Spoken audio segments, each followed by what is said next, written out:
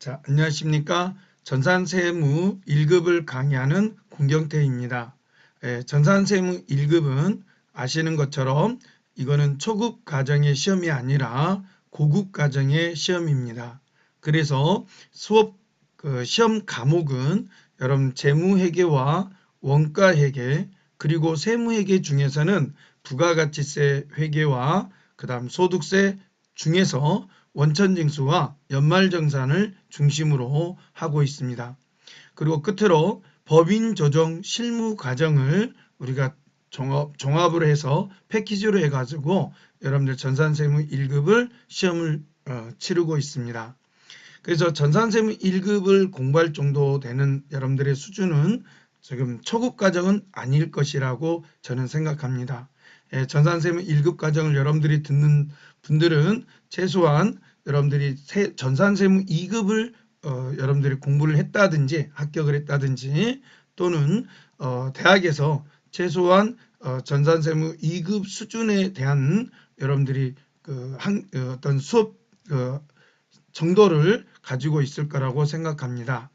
자, 그래서 앞으로 제가 여러분들과 이 수업 방향은 이런 식으로 가겠습니다. 본문 내용을 살펴보겠지만 여러분들이 중요한 부분들이 있으면 그 중요한 부분들을 중심적으로 제가 수업을 드릴 거고요. 단원별 문제풀이 역시도 제가 시험에 많이 나오는 그리고 최근에 중요한 문제들을 제가 단원별 문제에 올려놨습니다. 그래서 그 단원별 문제 중에서도 중요한 부분들을 제가 찾아서 그 문제를 풀고 여러분들이 또 일부 문제는 여러분들이 또 한번 저와 함께 공부를 했으니까 한번 연구를 하면서 여러분들이 풀어보시는 그런 형태로 해서 문제를 수업을 제가 드리도록 하겠습니다. 자, 많은 시간이 또 필요하지만 여러분들과 또 오프라인이라면 이것저것 여러분들과 말씀을 나누고 시작하겠지만 이게 온라인 수업이다 보니까 여러분들과 함께 많은 시간을 또 드리고 수업을 드리기 어렵다는 것을 말씀드리면서 바로 본격적으로 저는 수업을 진행하겠습니다. 자, 먼저 첫 과목입니다. 제가 NCS를 적용한 재무회계 이해라는 이 제목을 가지고 먼저 수업을 드리도록 하겠습니다. 자, 저희 전산세무 1급 중에서 이론 문제 파트를 먼저 설명드릴 텐데요. 이론 문제 중에 우리가 재무회계 이론적인 기초, 재무회계 이론적인 기초 부분 단원에서 여러분들 꼭 한 문제가 출제가 되고 있다는 거 알아두셔야 됩니다. 그래서 지금 재무회계 이론적인 기초라고 나와 있는데 여기서는 출제 문항이 한 문항이 반드시 고정 출제가 되고 있다는 것을 알아두시기 바랍니다. 그래서 이 단원 1챕터는 꼭 여러분들이 정리를 많이 좀 해두셔야 되는데 그 중에서 여러분들한테 중요한 부분들을 집중적으로 수업을 드리도록 하겠습니다. 자, 일단 회계의 정의 이거는 여러분들이 기초에서 많이 공부를 하셨죠. 이거는 아마 많은 분들이 공부를 했기 때문에 회계를 모르고 정의를 모르고 하시지는 않을 거라고 생각됩니다. 그래서 간단히 회계라는 것은 아시죠? 기업이 경영을 수행을 하는 과정이라 그랬고요. 그 다음에 이 회계정보 이용자들이 주주나 채권자 또는 이런 세무서 또 금융기관 소비자 이런 분들이 계시죠. 특히 주주도 여기에 해당이 되겠지만 우리 기업에서 가장 관계된 분들이 주주가 되지 않겠습니까?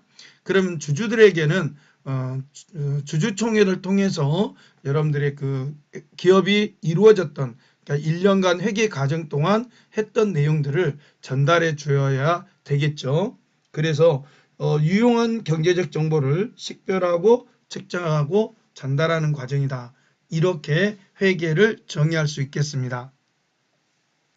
자, 그러면 재무회계 개념 체계로 넘어가 보면요. 그러면 이 회계는 왜 작성을 해야 될까요?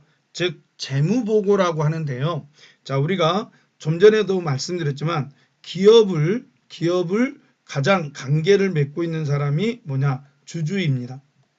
이 주주는 기업에 돈을 출자하게 되고 기업은 이 주주들에게 기업 정보, 회계 정보를 전달을 해 주셔야겠습니다. 자, 이렇게 서로 상관관계, 서로 상호 보완적인 관계를 갖고 있는데요. 자, 이와 같은 재무보고의 목적에 따라서 주주들에게 전달을 해 주셔야 됩니다. 자, 먼저 일단 주주들이 계속 회사의 투자나 의사결정, 신용 의사결정에 해야죠. 다시 말하면 쉽게 얘기하면 주주가 떠나가지 않도록, 기업에 떠나가지 않도록 주주들을 잡아두셔야 됩니다.